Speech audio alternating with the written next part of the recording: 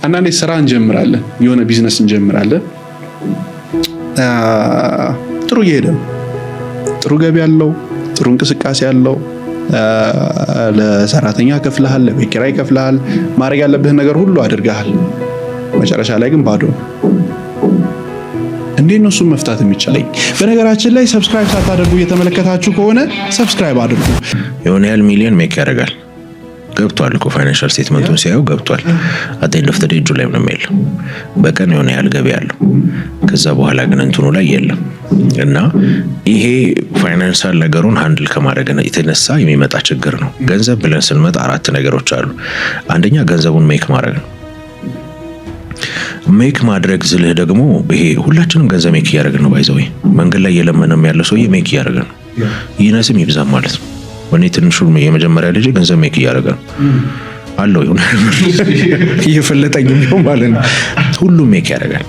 ችግሩ እያገኘኸው ያለው ገቢ ኮንቲኒየስ ነው ወይ? ዝናብ ጠብ በምትል ከሆነ አታስኬድ። ጥማያረካ ጠብ ማለት አለበት። ስለዚህ እያገኘህ ያለው ገንዘብ ሜኪንግ ማኒ ስልህ ዲዩሬሽን አለው። ገባ? የሆነ አገኘው ወይ ገንዘብ አይደለም፣ በሆነ ፍሪኩዌንሲ እየመጣ ነው ወይ? ቀደም ያልኩ ችግር ያልኩ ያ ነው።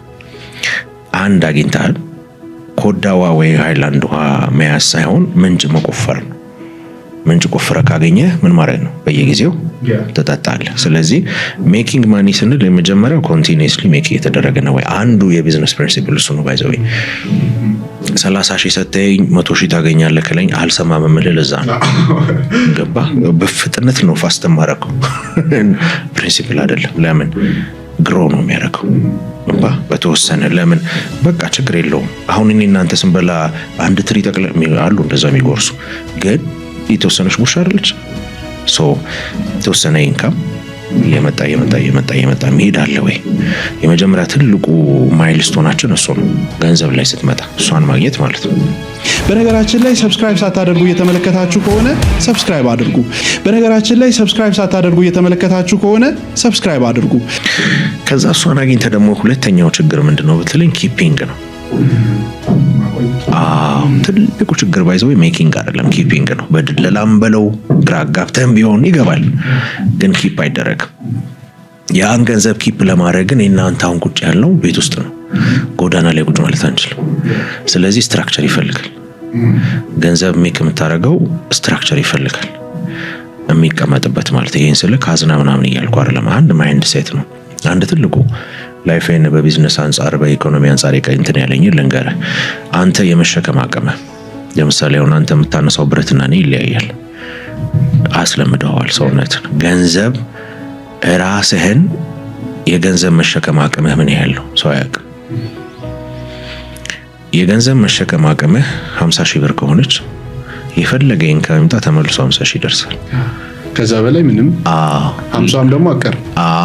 ለምንድነው ማይንድ ኢፌክቲቭሊ የሚሰራው ለ50,000 ነው ያስለመድከው 50,000። ስለዚህ 50,000 እንዴት እንደሚከፋፍላት፣ ምን እንደሚገዛ፣ ከገዛ የት እንደሚገዛ፣ ምን አይነት ልብስ እንደሚለብስ፣ ምን ወጪ እንደሚያወጣ በ50,000 ልክ ጎበዝ። ልክ ግን የሆነ ቀን እንደው የሆነ ነገር ሀፕን አድርጎ 200,000 ይገባ ማይንዱ ሸዳውን ያደርጋል። ማኔጅ ማድረግ ይችላል። 200,000 ሸዳውን አረጋ ማለት ነው። ይሄን ሰውዬ የሆነች ስጋ ቤት ካየ ሄዶ ይበላል፣ የሆነች ልብስ ካየ ይገዛል። ለምን? ማይንድ ሸዳውን አድርጓል። ኖ ይሄ እንዲህ ነው የሚውለው አይልም፣ አያውቅማ። ከዛች 200,000 ወርዳ 70-80 ስገባ ማይንድ ይነሳል። ከዛ እንስራ፣ ሜክ እናርግ፣ ኮንትሮል እናርግ ምናምን ይላል። ገባ? ይሄ አላደገም። ያንተ የትኛው ነው ቼክ ይደረጋል። ዜሮ ላይ ሲገባ ሳሚናቃ እሱ ደግሞ ከባድ ነው። እሷ እንዳልከው ነው። አሁን የሱ በቃ ምንም የሚያዝ አሁን ማንኛውም ጂም ላይ ስትገባ እንትኑ አንድ ራሱ ማንሳት የማይችል የለም። በቃ አንድ ፑሽ አፕ መስራት የማይችል ሰው እኮ አለ። የሚገርም ትልቅ ሰውነት አለው። ፑሽ አፕ ስትለው አንድ የማይሰራ አለ። እንደዛ ነው። ይሄ ከአስተዳደግም ከእንትንም ነው። በቃ ሲመጣ መበተን በቃ ተገኘ ማለት ፏ ማለት ብር ገብቷል ኑ ምናምን እያለ ከሚበተን ማለት ነው። በቃ ዜሮ ሲሆን ማይንዱ የሚረጋጋ ሲኖርም ይጨንቀው ምናምን ሊሆን ይችላል። ገባ? ማኔጅመንት አልተማረም። አንዳንድ የሆኑ ፓተርኖች ብቻ ብዙ መስራት ያለበት ነገሮች አሉ። እንዳልከው የሆነች ብቻ አማውንት አለች። እሷ አንደኛ ማደግ ያለባት ነገር ናት። ኢንቨስት አደርጋለሁ እንዴት ሄዳለሁ። ሁለተኛው ግን ስትራክቸር። ወደዛ ከመግባታችን በፊት ብድር ውስጥም ደግሞ እንትን የሚል አለ፣ ካልተበደረ የሚደብረው ጭራሽ ማለት ነው። እሱም ተመሳሳይ ነው ወይስ ሌላ ፓተርን አለው? ተመሳሳይ ነው። ምን መሰለህ የሚያደርግበት የሚሄድበት ምክንያት አለው። ለምን ለመደ ለምን መጣ እኮ አለው። ገባ እንዳልኩህ እኮ ነው። አንድ ፑሻፕ የማይሰራው መብላት ነው መተኛት ነው ምንም ነገር ስለሌለ ነው። አደባክ የሆነ አይነት እንትን አለ። ከሰዎችም ተቀብሎ ይሁን እንደምንም ፈልጦ ይሁን ምናምን አድርጎ ብቻ የሆነ ነገር መኖር ፈታ ማለት የሚወድ በቃ ደስ የሚለው ሲወጣ ገባ የሆነ ነገር ሲያሞላ በልቶ ሲመጣ የሆነ ነገር ሲያደርግ ብቻ የሆነ ብሎ የሚያስብ አለ። ይሄ ከየት ነው የመጣው? ከምን መጥቶ ነው? ማን ያስለመደ? ፋዘር እንዴት ነበር ብር የሚያወጣው? ማዘር እንዴት ነበር ብር የምታወጣው? ከማጋቱ ነበር? ከፋዘር ጋር ነበርክ ወይ? ገባህ? ባክ ቼክ ይደረጋል። ጓደኞች እንዴት ነበሩ? ሃይስኩል ላይ እንዴት ነበር? ዩል ቼክ እንዳልኩ ፓተርን ስላለ ማለት ነው። አካሄዳለ መሄድባት መንገድ አለች። ከዛ ደግሞ የራስህ ደግሞ አለ እንዳልኩ ከዛ ነገር አንፃር የምትሰጠዋለህ። ለምሳሌ ሰው የሆነ በቃ ስጋ ቤት ሄደ በልተህ ምናምን ስቲኪንግ ይዘህ ምናምን ስታደርግ የሆነ ቦታ የደረሰ የሚመስለው ሰው አለ። እየተሰራ ፓተርን ገባ የሆነ ነገር ሲያደርግ የሆነ መኪና ከነዳ የሆነ ነገር ይመስለዋል። ያ ምን እያደረገው ነው? እያባከነው ነው። ገባ የሚራገፍ ባይዞ የሚራገፍ ነገራችን ሀገር ነው። ማህበረሰብ በጣም በስማም ነገራችንም የተሸከምነው የልብስ ማዕት የሚወልቅ ብዙ ነው። ቼክ ማድረግ አለብህ ነው በቃ you have to be conscious። ዋናው ትልቁ ጉዳይ ኮንሽስ መሆን። ዋይ ለምንድን ነው እንደዚህ የሚሆነው? የኔም እንደዛ ስለሆነ እኮ ነው ማለት ከራሴ የነቃው የሆነች ያህል ብር ነበረች እሷ አጠፋም በቃ ተፋልጬም ቢሆን ምንም ቢሆን አደርሳታለሁ። ከዛ ሲሆን ያለው ግን ይጠፋል። ኢሞሽናሊ ስማርት አልነበርኩም። እሱ መሰራት አለበት አንድ ይሄ ከጀርባ ያለ የሚሰራ ነገር ነው። ከዛ ግን ገንዘብ ሲመጣ ደግሞ የራስ የሆነ ስትራክቸር ሊኖር ይገባል። ለምሳሌ ይህን ሳስረዳ ምን እላለሁ መሰለህ? ለምሳሌ ቤት የፊት ለፊቱ ነው የኋላው ይለያል አይደል? ምግብ ስትበላ ለምሳሌ ጠዋትም ከሰዓትም አይደል ውሃ ጠጥተናል፣ ቅድም ቡና ጠጥተናል፣ የሆነች ነገር ትበላለህ፣ ከዛ ምሳ ደህና ነገር ትበላለህ ምናምን አይደል? ከዛ ግን ወደ ቶይሌት ስትሄድ ምንድነው የሆነ ወይ በቃ አንዴ ወር ሳምቲንግ ነው አይደል? ከዛ ሲወጣም በግድ ነው። እንደበላን ከሄድክ ሸርታቴ ነው። ገባ? የኛ ቢዝነስም እንደዛ ነው። ገባ ወጣ መግቢያው ወጪው ልክ ነው፣ ይግባ ይበታል። ስለዚህ ወጪው ልክ ነው ወይ? እኔ አሁን አንዳንድ ካምፓኒዎችን ሳደርግ እንደዛ እላለሁ። ለምሳሌ በሳምንት አንዴ ነው ቼክ የምጽፉት። ከዛስ ወረቀት ይገዛልኝ ይል የነበረው ሰውዬ በቃ ራፍ መጠቀም እችላለሁ፣ ችግር የለም ወይ ቴሌግራም ልክልሃለሁ። አየህ ኦፕሽን ያያል ምን እንዳይወጣ ማለት ነው።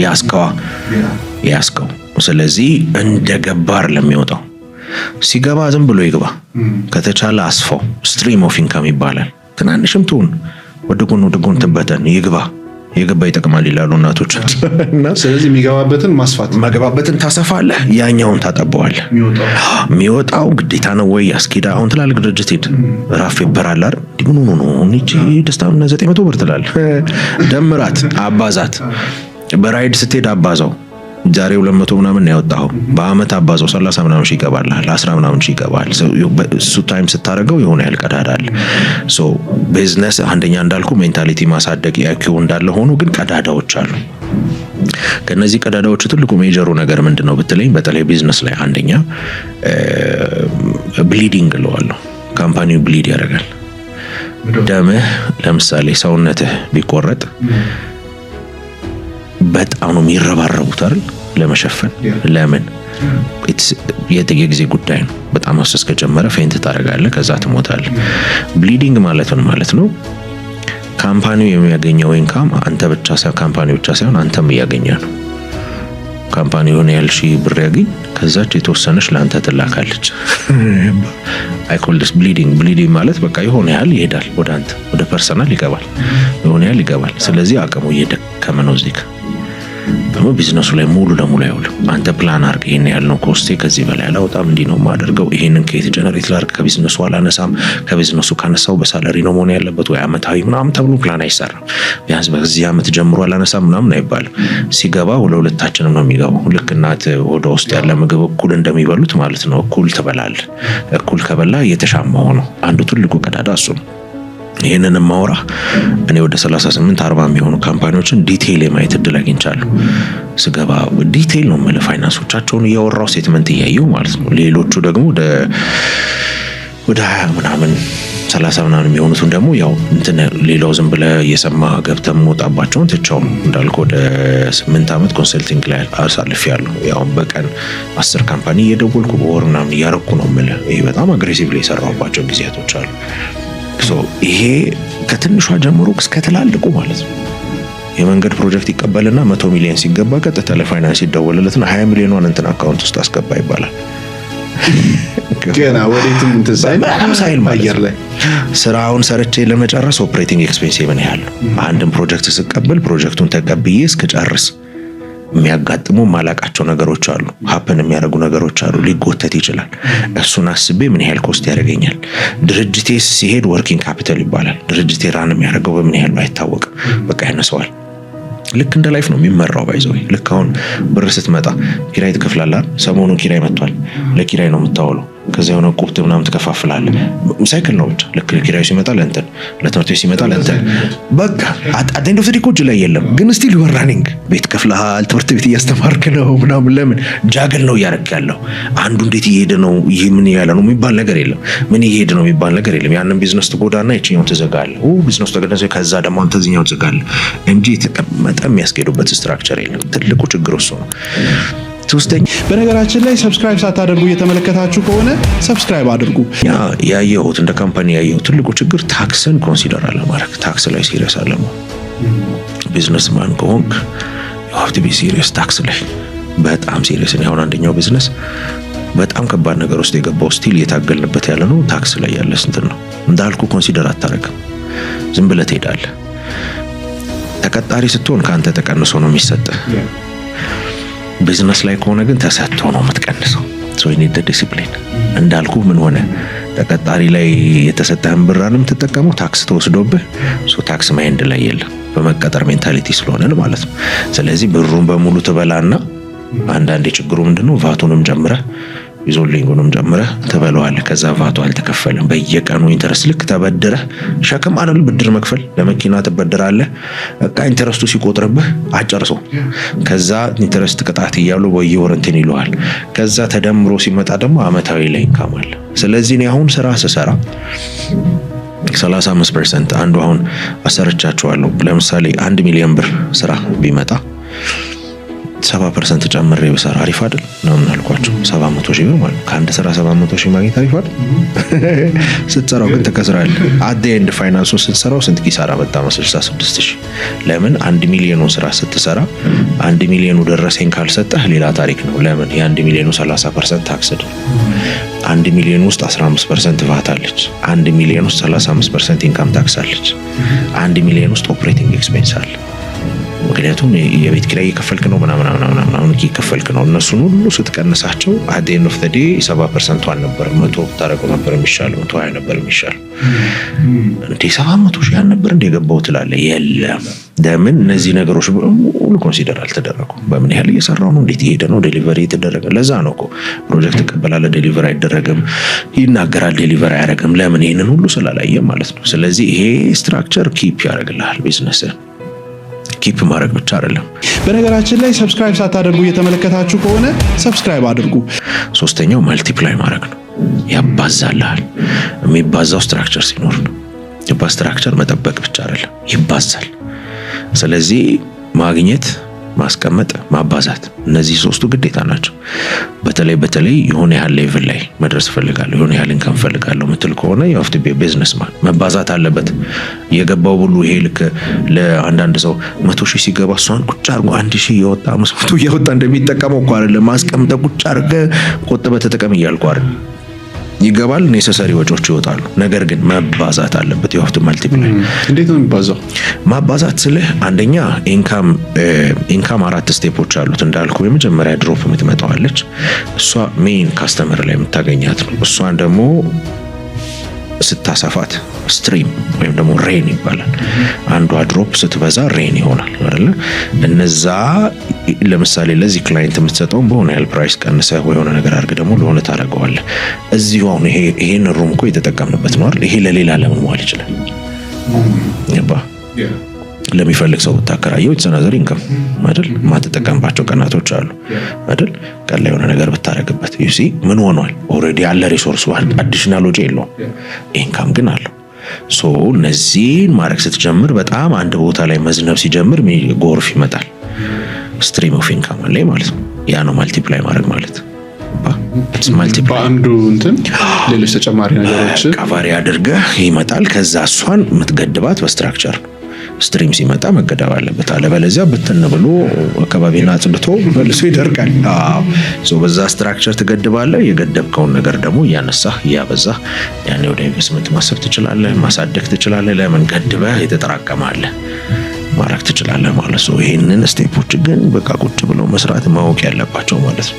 በነገራችን ላይ ሰብስክራይብ ሳታደርጉ እየተመለከታችሁ ከሆነ ሰብስክራይብ አድርጉ። ግን እኔም የቢዝነስ ክላሱ ሳያስፈልገኝ አይቀርም። ይቻላል። ባይ ዘ ዌይ በጣም ሪኮመንድ አደርጋለሁ ቢዝነስ ማስተርስ ክላስ። ቢዝነስ ላይ ላይሰንስ ኖሯቸው ቢዝነስ ላይ ጆይን የሚያደርጉ ሰዎች እንዲገቡ። ምክንያቱም ዲዛይን ሳደርገው 15 ሰዎች ነው አንድ ክላስ ውስጥ የሚገባው። በቃ ኮንሰንትሬትድ ነው፣ ስፔሲፊክ ነው። ከዛ የምናወራው ቢዝነሱን ከትከሻ እንዴት ታወርደዋለህ ነው። አንተ ጋር ብቻ ነው ቢዝነስ የሚሰራው፣ መሬት ላይ ነው። ቤት ስትሰራ ላይ አይገነባም። ለምን ላይ ከገነባ ስትነቃነቅ ይሰነጠቃል፣ ከተነሳ ይፈርሳል። የብዙዎቹ እንደዛ ነው። ስለዚህ ከትከሻ ወርደህ መሬት ላይ እንዴት ትገነባዋለህ ነው ሀሳቡ። ያንን ማይንድ ሴት እና ያንን ስኪል ነው የምንሰጠው። ስፔሲፊክ ነው። መጀመሪያ 3 ቀን ይሰጣል። ከዛ ማቴሪያል እንሰጣለን፣ በዛ መሰረት ይሰራሉ። ከዛ የሚቀጥለውን 3 ቀን ደግሞ አብረን እንሰራለን። ከዛ ደግሞ ኮንሰልቲንግም አንድ ላይ ጨምረንበታል። ለምን እንደነዚህ አይነት አሁን ቢዝነስ ኮንሰልታንት ብትል 100 ምናምን 200 ትክክለኞቹ ነው ማለት ያስቃሱም የመክፈል አቅምም የለህም። ስለዚህ በራስህ ነው እንትን የምትሄደው። ስለዚህ ኮንሰልቲንግ እና ፕራክቲካል ትሬኒንግ ነው አንድ ላይ ኮምባይን ያደረግነው። ከኔ ጋር አንድ 20-30 ደቂቃ ይኖራቸዋል። ስፔሲፊክሊ ደግሞ ምንድን ነው ችግሩ የሚለውን ነገር ደግሞ እናያለን ማለት ነው። መቼ ነው የሚጀምረው? እንዴት ነው አንተ ማግኘት የሚችሉት? እኔ ማግኘት የሚፈልጉ ታች ዮር ቪዥን ብለው ሰርች ቢያደርጉ ቲክቶክ ላይም አለው። እዚህ ላይም ስልክ ማስቀመጥ እንችላለን። በኋላ እሰጥሃለሁ የቢሮ ስልክ ስላለን። ታች ዮር ቪዥን በሚል ዩቲዩብ ላይ እና ቲክቶክ ላይ አለው። ታች ዮር ቪዥን የሚል ቲክቶክ ላይ እና ዩቲዩብ ላይ ገብታችሁ እዛ ላይም ብትጠይቁ መልስ ታገኛላችሁ። በነገራችን ላይ ሰብስክራይብ ሳታደርጉ እየተመለከታችሁ ከሆነ ሰብስክራይብ አድርጉ። እስካሁን ድረስ ደግሞ አብራችሁን ከቆያችሁ ለምትወዷቸው ሰዎች ሁሉ ሼር አድርጉላቸው።